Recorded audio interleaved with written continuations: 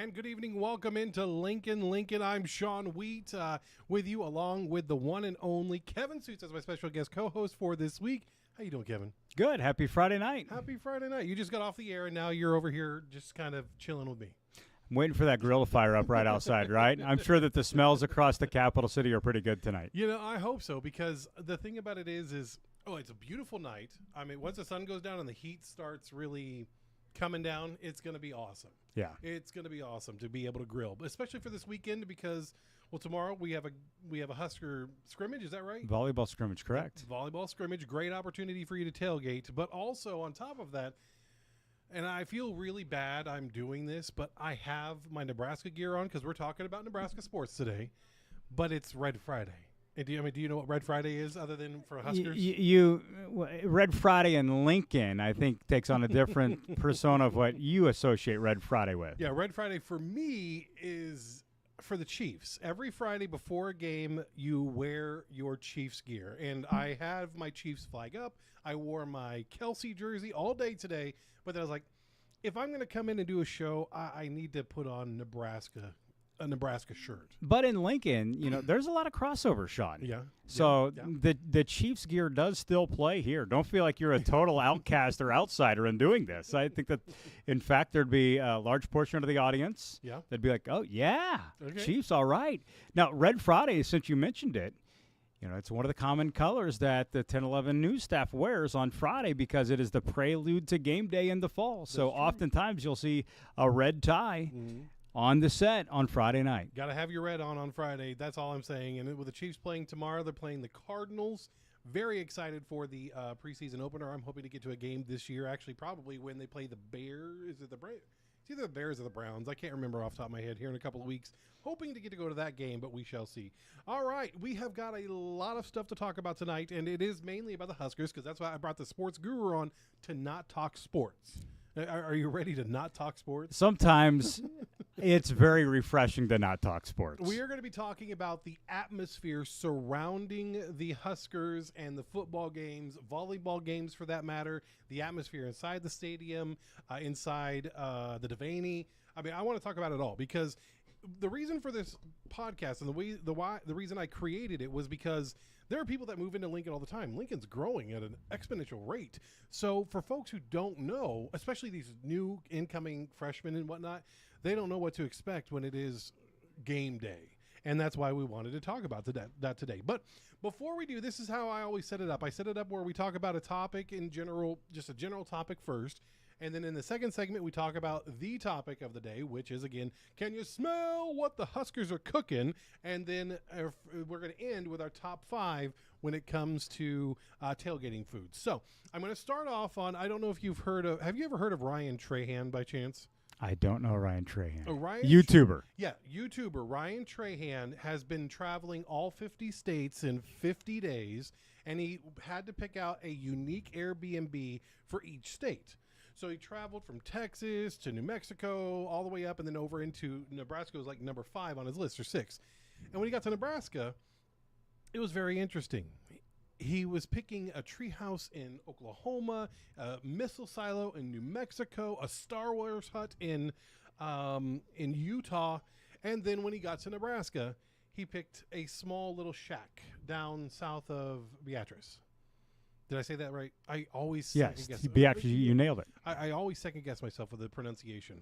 But he picked a shack south of Beatrice. And I say that, the Airbnb looks like it's lovely. Don't get me wrong. I think it looks great. So he had to then rank all the Airbnbs as he went through. And sure enough, and I'm going to cut to this video now, or not this video, but his ranking. So here it is, the ranking if you're watching Oklahoma number 1, New Mexico number 2, and then when it came to the absolute dead last, I'm going to play it here, Nebraska. The Corny Cabin is what he called it. Absolutely dead last. And we're under a Vegas penthouse, if that tells you anything. I mean, a Vegas penthouse. A shack in Gage County, like in some desolate area. Not that Gage County's too desolate. Right. But if you're telling me that 1, 2, and 3 are what you previously described as a Star Wars hut, a tree house in Oklahoma, I mean, let's not shame Nebraska here. Let's just like give credit to like these really unique and awesome places. I want to be a little bit critical of the selection process of all the Airbnbs or Verbos across the state of Nebraska. Why are we picking the Corny Cabin? Is that what it was called? Yeah, it's called the Corny Cabin. Okay. Because I've stayed in some Airbnbs across the state, and there are some really phenomenal places and some very unique places, especially if you're in the Sand Hills or along the Niobrara. There's a lot of potential there. Just happen to pick the wrong one. I would agree, because it's really sad to see Nebraska so low on the list. And I have seen all 50. I watched the entire series because it's really cool for my kids. And first of all, I want to compliment him. The series was phenomenal. I mean, it was really a lot of fun because Ryan did this with his wife, Haley, and they went and they had challenges they had to do if people donated a certain amount of money. And his goal was to raise $1 million for St. Jude's. Awesome. I've been to St. Jude. I've toured the hospital. I've learned a lot about the hospital and the great work that they do. So he went out trying to raise $1 million. Can you guess how much he raised? $11 million. I was just going to say a lot more than $1 million. $11 million. So the mission behind it is far greater than spotlighting some very unique places to stay. Yeah, by far. It was remarkable. So if you haven't had a chance, please go visit Ryan Trahan's page and watch these videos. First of all, a lot of kids participated too. He raised money through his candy company, Joyride. He started his own candy company because that's what YouTubers do these days. I mean, we're on YouTube. I'd hope maybe we could start up a candy company. I don't know. But so he did all these things. Businesses donated, like Airbnb themselves. T-Mobile donated. Electric bikes donated. And then we saw a lot of folks from just various walks of life donating $1, $2, and so on and so forth. So still, kudos. The series was amazing. My big issue was you should have picked a better place to stay in Nebraska because I've seen them. I've stayed at them. And it was, he traveled from Colorado, mind you, the mountains, and drove all the way to Nebraska and picked this small little cabin, which the cool thing about the cabin, though, I will say, is it's right next to a horse farm. It was really pretty. And then he goes and stays in Kansas at a dome. It was really cool. But still, I think he could have picked a better place. Sean, I have two questions. Yes. Because I'm not familiar with Ryan Trahan. Can you spell his last name for me? Trahan is, just for the folks that want to go out there and join you in the endeavor of watching the entire series, because this does sound very captivating. Trahan. Thank you. And all you have to do is just type in Ryan, and he'll pop up in YouTube as Ryan Trahan. So I would definitely suggest if you haven't had so Ryan Trahan, my second question is, so he did a Verbo or Airbnb in Airbnb. every single state. Yep. Did he drive through the entire United States? So he had to be strategic in how he went from, Washington to Oregon to California. Is there a map in which we can track the whole, how do you get, because everybody has that on the bucket list, right? Yeah. Visit all of the 50 states. I'm trying to find the map. Obviously, he did not drive to Honolulu or Hawaii, but just for the continental United States, the process in which he went about mapping out these travels and getting from state to state. Yeah, he planned this months in advance, and apparently, let me see if I can't pull up the California one and see if I can't find the map on his YouTube page, because he would show us the map every single day, but unfortunately sure enough, he does not show it on his last two videos. But it was really cool. I mean, he would take back roads, and then the challenges and everything like that were quite remarkable, to be honest with you. And I'm trying to think here if one of his challenges is he couldn't take highways. I don't know if he couldn't take a highway and he had to travel the back roads or something like that, or interstates, or there were just different challenges where him and his wife would have to split up and travel separately. She would take the van, and they drove this Kia van all over the place. And yeah, it was very unique. And he had this, it was called the Wheel of Doom. And the Wheel of Doom, per se, was so if somebody donated the $50,000, he would spin the Wheel of Doom, and that would be his challenge. And now if somebody donated $100,000, they would be able to pick the challenge. And one of the challenges Also included a one little tile that was called the golden ticket that gave them immunity if they wanted to use it. So, yeah, it was very nifty. So yeah, if you get a chance, go to Ryan Trahan on YouTube, RyanTrahan on YouTube. He's a very well known. He has 21 million subscribers. I've tagged him in this video. If you're watching on YouTube, I don't know if he's watching. If he is, congratulations to you. First of all, awesome job. But second of all, come back to Nebraska and pick a different Airbnb. That's what I'm saying. And invite us along. Yeah, we'd love to tag along. That'd be we'll fun. Bring out a camera crew and everything.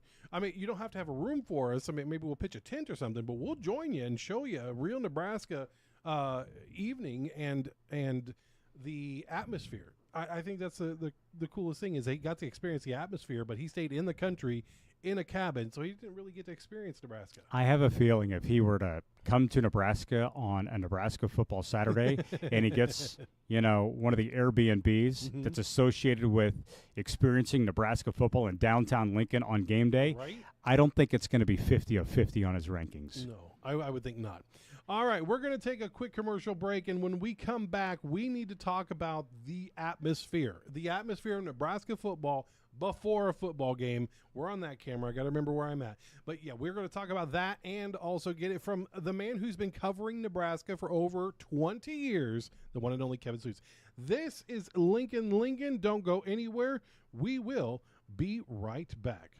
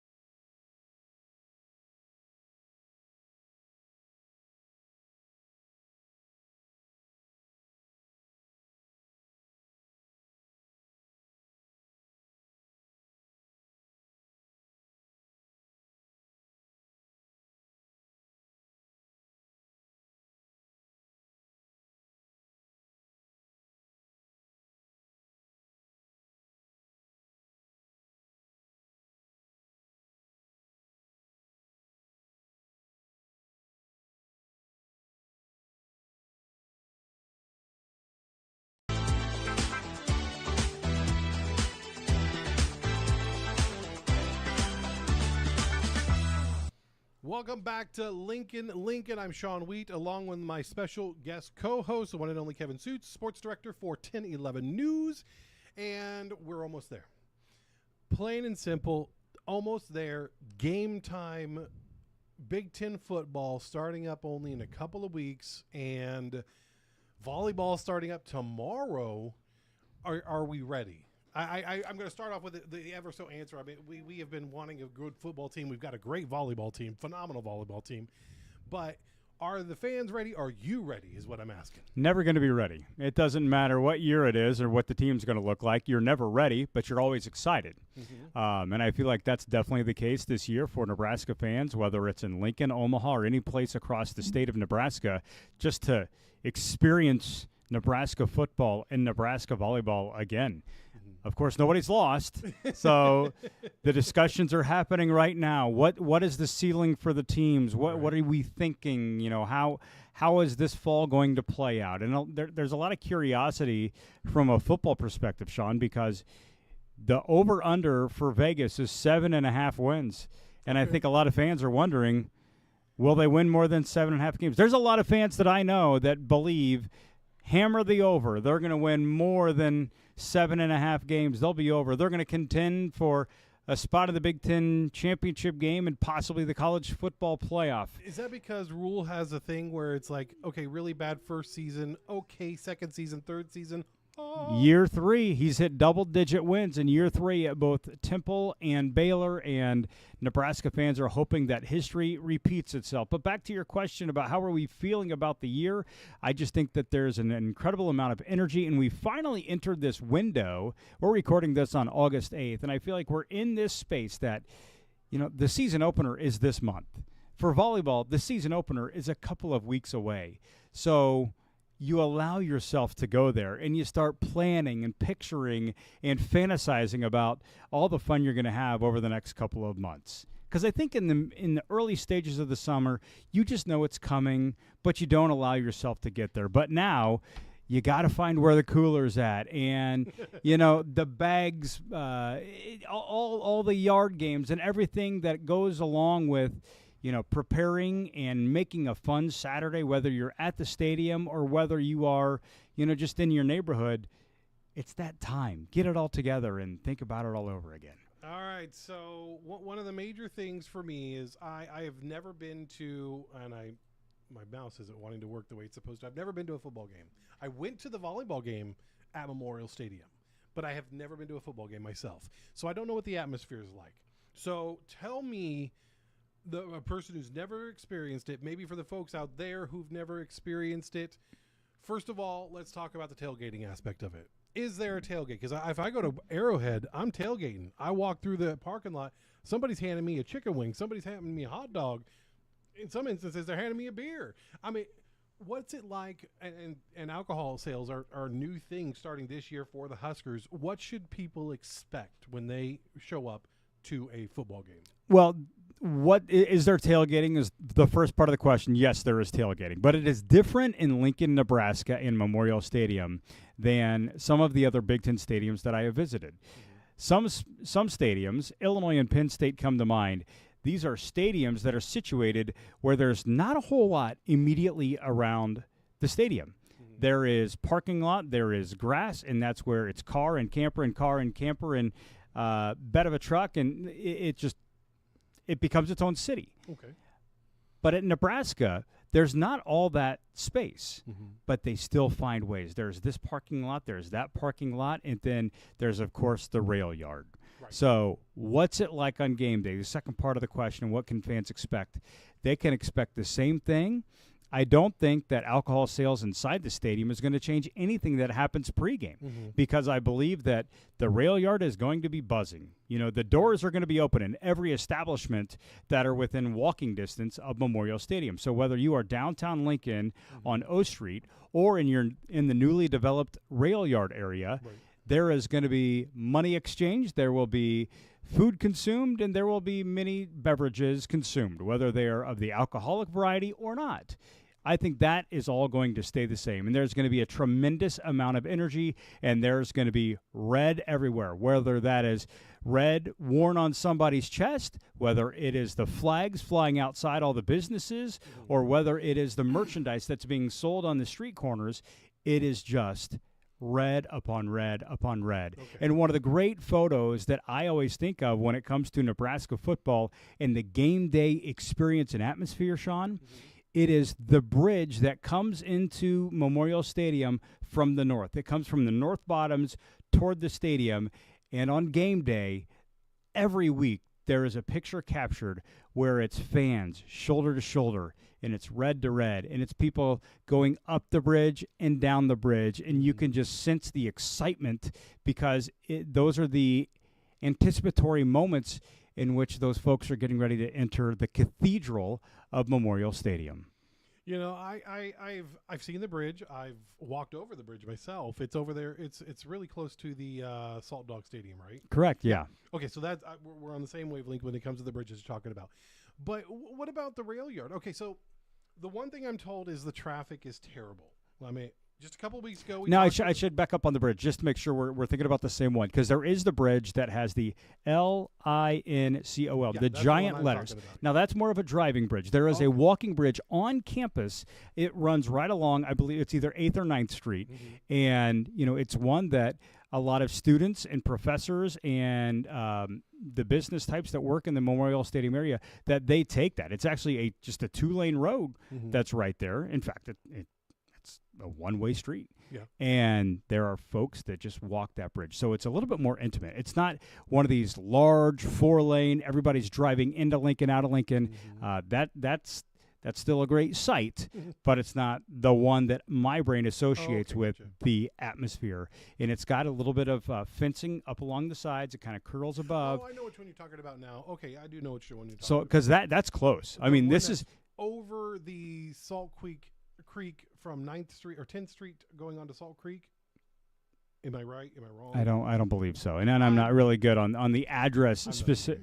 It's just directly northwest of the stadium. And it kind of where the bridge is, it runs right alongside North Stadium where the old Tom Osborne statue, and you can see the great facade that says Nebraska football national champions, and it's got all those years. I know which one So when you're coming in from the north, that's what you look at. It's the North Stadium, and then those proud numbers and the years in which Nebraska. So that's the fan experience of like walking that bridge, and then the photo. I think you look at it from the south, and so you can see the faces, and you get that aura of.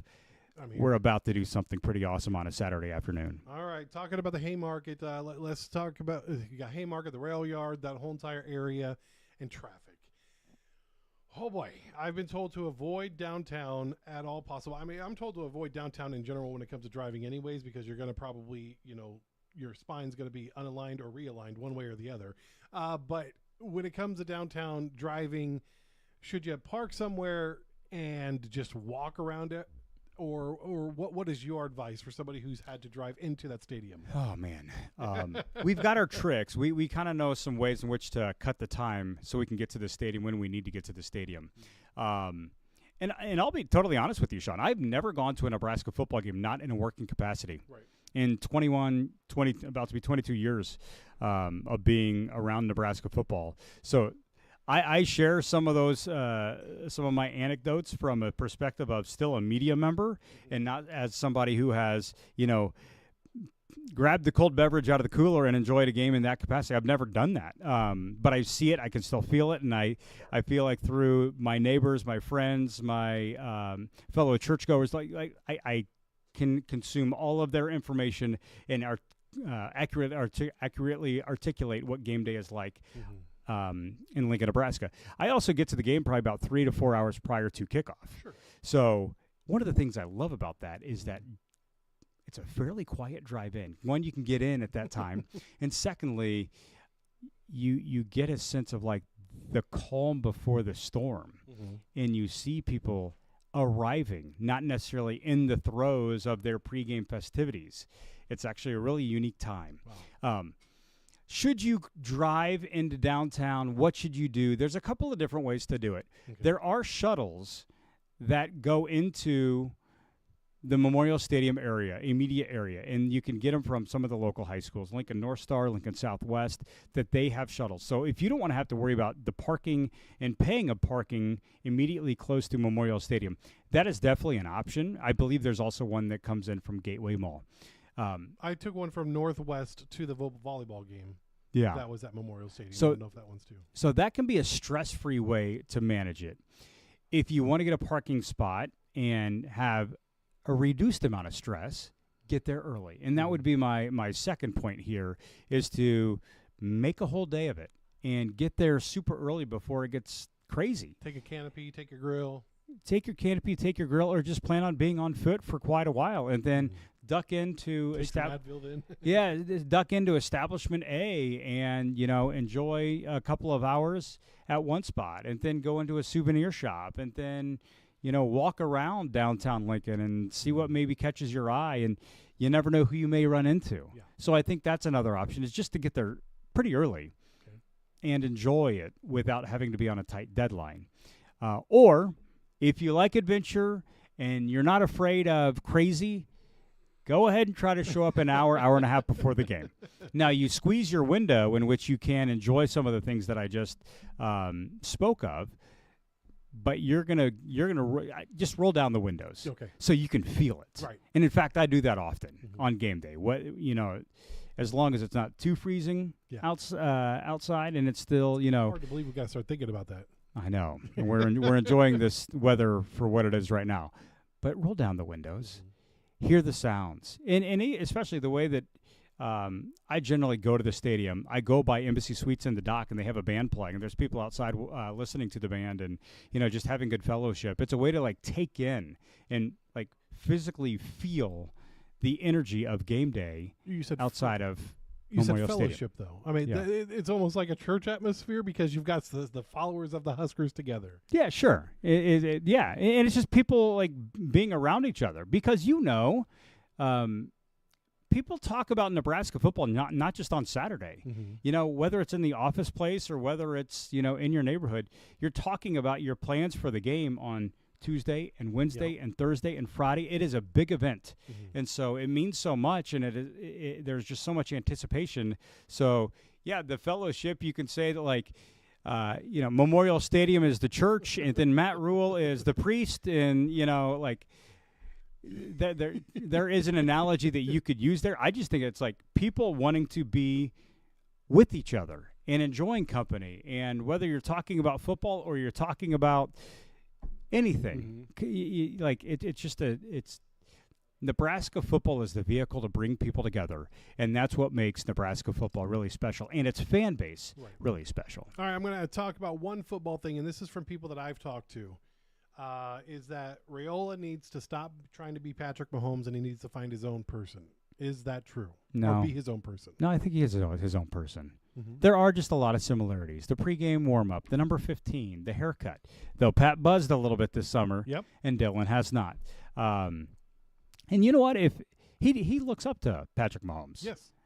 He's not a mentor. Sean, he's not the only one that looks up to Patrick Mahomes. True. It's okay to have an idol. Everybody has an idol in different walks of, profession or life or interest. So if he wants to look up to Patrick Mahomes, let Dylan be Dylan. You know what I mean? I do. And if he ends up being great like Patrick Mahomes, good on him. All right. But I don't think that anybody should really be in a position to, judge or shame somebody for, trying to. How many boys back in the 1990s went out to their driveway and practiced that pump fake right, then go left, fadeaway jump shot that Michael Jordan did? Oh, good point. Did anybody get shamed for doing that? No. MJ is the GOAT, and you wanted to be like the greatest. So Dylan Raiola is essentially doing what so many people have done, not just in the 90s, but also in the 80s. And you can make some comparisons with baseball, and it goes far beyond football. So, yeah, if you have somebody you look up to and you want to emulate your game after them, go do it. Okay. All right, we're done talking about football. If you want to watch more football and talk football, Husker football with Kevin, you've got your own show. It's called The In Report Husker Show. Right here. You can find it here on the YouTube channel. You can find it on the website, and you just had a show just recently, right? We did it earlier this week, and our sponsor for the show is Fat Dogs, a great convenience store and gas station right off of Interstate 80 on the airport exit. We did our In Report Husker Show live on location earlier this week. Awesome. The hospitality was terrific. There are some awesome folks over there, and we love their partnership with that show. And then, of course, we have our Nebraska football coverage each night on 10/11 at 6 and 10 o'clock. Make sure you watch. All right, we're going to take another quick break, and when we come back, we are going to be talking about, the top 5. And Kevin, help me out with this. He's got one in there. But the top 5 foods when it comes – I got to fix this. It's in front of my face with that camera. The top 5 foods for tailgating, our choices, or mainly mine, but Kevin snuck one in there too. I gave the stamp of approval on this. He did. He had to give stamp of approval. It was in the contract before he came on the show. All right. We'll be right back. Don't go anywhere.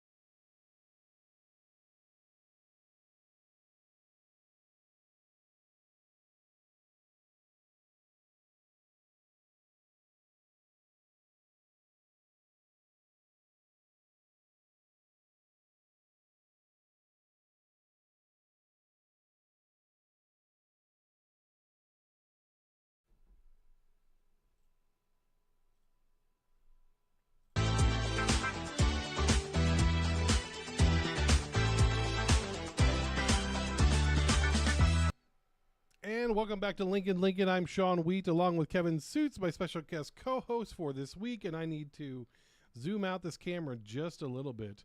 And because we are going to get our top 5 on here in a quick second, talking about the top 5 tailgate foods, and it's popped up on the screen for you to start off.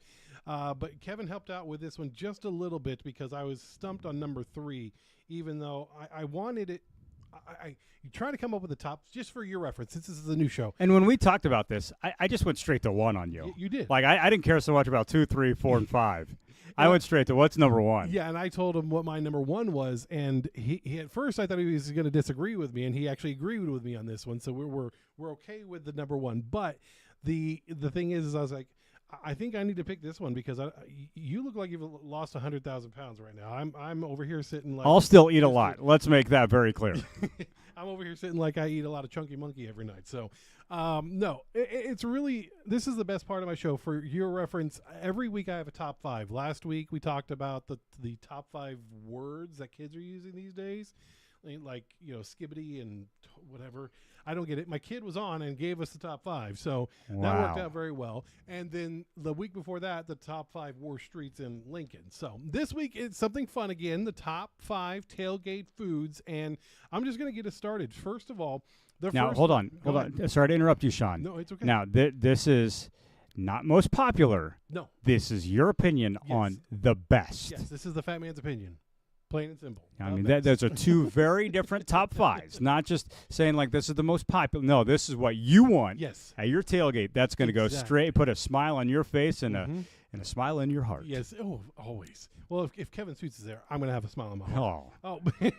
Make me blush over here. Here we go. Number 5, is hamburgers. I mean, you can't go wrong with grilling hamburgers, right? Classic. What do you have on your hamburger? I'm throwing ketchup and mustard on there. If you got the fixins with lettuce and tomato, I'm going to do it as well. Yes. Beef that thing up a little bit, maybe a double patty. But, yeah, now I'm assuming the hamburger's charcoal, right? Oh, of course. Yeah, absolutely. I mean, unless you have a gas grill. But and see, that's the great thing about a tailgate. Yeah. Yeah. So many people can quick cook a hamburger, but if we're throwing on the charcoal and the smell. I know. That's why I can't eat McDonald's burgers. I've got to go to Burger King because they flame broil their burgers. Yeah. Just because it's got that extra flame kiss. But when it comes to grilling, yes, charcoal over gas any day of the week, the best. And not only does that make a better burger, in my opinion, it also just enhances the experience because you smell the charcoal at the tailgate. Can't beat it. Can't. All right, coming in at number 4, we have got hot dogs and brats. This one's a classic. I mean, if you're going to cook at the tailgate easily, this is going to be on your list because, I mean, you can just throw some dogs on and you're done, right? Piece of cake. Yeah. And if you're in Nebraska, they're the red hot dogs. Yep. They're the Fairberry Franks. I never had one until I moved here. They're pretty good. They are really good. But you cannot go wrong with the hot dog. And, I would say, again, we are going the best tailgate food, the most popular tailgate food. Hot dog would have to be number 1, right? Oh, probably because it's the easiest to make. So for sure. But here's the one that you picked at number 3. It's chips and dip.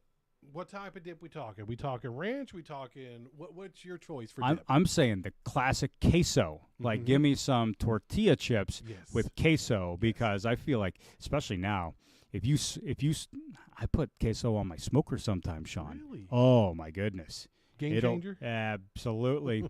Now we're talking about the big logs of Velveeta, and you're throwing on there, and you slow smoke it, and then you throw some meat in there, and you got some Rotel tomatoes. Oh, yes. Now, do you put for one? Well, first of all, Velveeta is expensive, so I might. It'll be worth it. It's worth it though, yes. And I'm talking. You're talking about like 2 cans of Rotel. I'm trying to steal your recipe here. Oh yeah. Well, we'll talk afterwards. Okay, I'm gonna take that because I love cheese. I actually had chips and cheese last night. But I just feel like not only I enjoy good queso, right?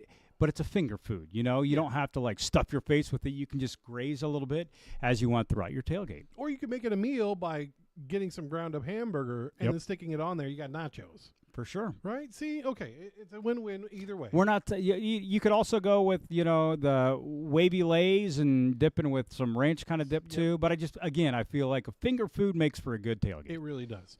All right, coming in at number 2, wings.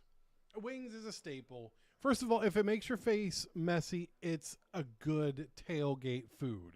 Now, the question for you is, What spice level? Oh, I'm a wimp. Oh, me too. I'm totally a wimp. Mild or barbecue? I actually I prefer barbecue wings over the mild. Okay. No buffalo sauce, no mild buffalo sauce. I can do the buffalo on occasion. You know, I got to feel up for it, though. You know, I got to make sure ranch is there, too. Mm-hmm. But I'm with you, like, just classic wings. Like, feed me wings and I'm a happy man.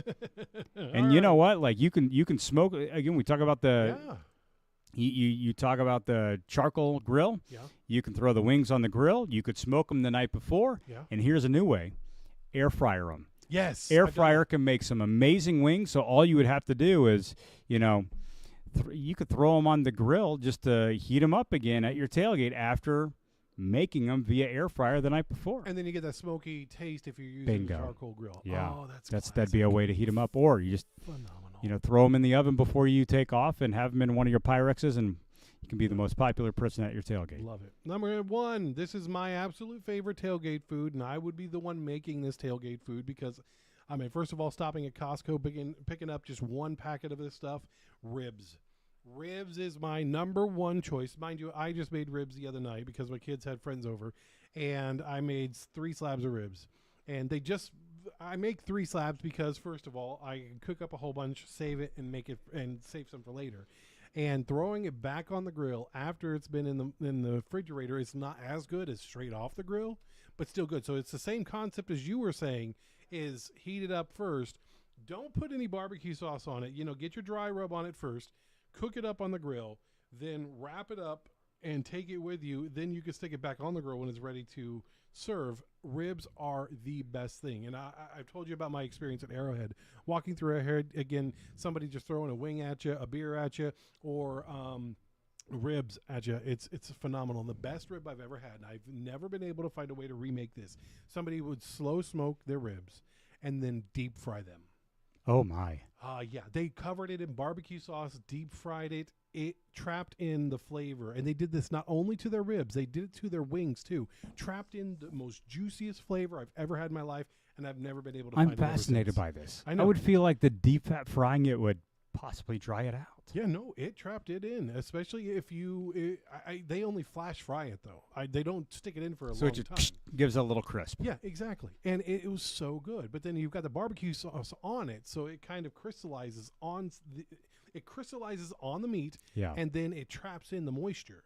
So it doesn't dry it out. It was the best thing I ate this. Oh God, it was years ago. Never been able to find it ever again. Never ever. Well, I have 2 boys at home that can eat our kitchen clean on a regular basis. They're going to totally agree with your list, Sean, because you put ribs number 1, and that's their happy place. Whether they are naked or whether they are filled with barbecue sauce, it doesn't matter. We got some rib-eating boys at home, and I think that they like the fact that that's number 1 on your list. I love that it's number 1 on my list, but it was my list, so that's what I always say. If you don't agree with it, come up with your own. Let me know about it at LNL Sean. It's LNL Sean for Lincoln. And then, of course, you can hit up Kevin on your socials. How do they do that? Well, you can find me on Twitter, X, or Instagram at Kevin Suits, and then also got the email that you guys see on the nightly sportscast that runs underneath my name every single time. So there are ways to get a hold of me, and all this food talk, it's got me like almost more excited for the eating portion of football season than the actual football. And we're ready for some food, of course. If you see Kevin walking around, just throw a chicken wing at him or something. I'm sure he'll appreciate it. Since we were talking about food and tailgates and all that stuff, Sean, I'll share a quick story before we get out of here. One of my most memorable moments covering a road game was when Nebraska played at Wyoming. Ooh. This would have been in the Bo Pelini era. And we were walking from where some of our equipment was through a parking lot toward the stadium. And the FFA from the University of Wyoming had a huge area in the parking lot taken up. They were roasting a hog. Oh, my. Like it's... Really? Yes. And they cut some off and handed it to us right there. I can almost still taste it. I will never forget the taste. Really? And I felt it the entire game because it had such a peppery and sharp peppery coating on the outside. It was absolutely amazing. It had so much flavor. It didn't escape me for days. Where was this? This was in Wyoming. Okay. And it was from the FFA. Oh, they know their Like stuff. the FFA chapter, the Wyoming chapter of FFA, right outside the stadium. There they are. They've got their cowboy boots on. They've got their, button-up cowboy shirts, and they are handing that stuff out. And we've got all of our gear with us, and we're walking by. And I remember those gentlemen were like, "Do you want to try?" And I said, "Absolutely." And it was like, wow. So that's one of my tailgate stories. I wasn't in the tailgate with them, but it was just a taste Throw of food heaven. at you. And a guy that likes meats, it was one of the best bites of meats I've ever had in my life. So my middle name, one of my middle names is Ryan, and when I was on the radio, I was known as Rhino, and I would have these Rhino rewards. It was in a sense a play on Rhino Awards, and I once, when I was down in Ark City, Kansas, I awarded this one barbecue joint the best ribs. So now that I'm in Nebraska, I may have to reincarnate that. I don't know. I want to follow these adventures because you let me know where you find the best ribs in the area. Well, come over to my house. I'll give you. Because I know down in Kansas they got some really good barbecue joints, and down in yes. Texas it's just as good, if not better. Not Kansas City, Missouri. I don't wanna. Kansas City, Kansas in general. Mm-hmm. So But make sure ribs. if there's a battle of states, it would be on the barbecue side. Oh, for sure. All right, we gotta go. I gotta go pick up my kid. He's playing Sandhills Global Police, Sandhills Global football, youth football this year. Wonderful. So I gotta go pick him up. And then, really quick, a quick reminder: the Lincoln Northwest Choir is having their garage sale going on right now for another 15 minutes inside the school in door 18. They're doing it tomorrow at 8 a.m. as well. It's a garage sale, pretty fun. All right, Awesome. Kevin, thank you so much. Really appreciate it. You're welcome. All right, coming up next week, we're going to be talking Uber Eats. Yes, Uber Eats. If you're not hungry now, you will be hungry later. We're going to talk to a local Uber Eats driver about what it's like to drive and deliver food here in Lincoln. All right, that's coming up next week. Otherwise, have yourself a great day. Really appreciate you. Kevin, again, thank you so much. Have a good Friday. All right, see you later, guys, and we will see you next Friday.